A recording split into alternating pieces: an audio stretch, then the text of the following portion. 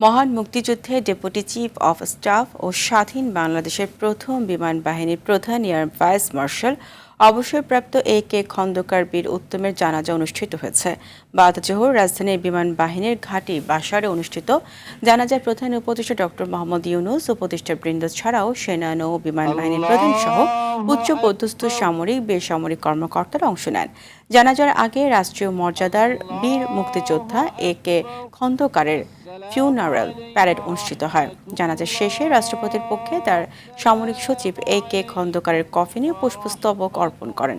এরপর প্রধান উপদেষ্টা জানান শ্রদ্ধা। পরে বিমান বাহিনীর একটি ফ্লাই পাস্টের মাধ্যমে A.K. খন্দকারের প্রতি সম্মান জানানো হয়। শনিবার সকালে বার্ধক্যের কারণে মারা যান A.K. খন্দকার।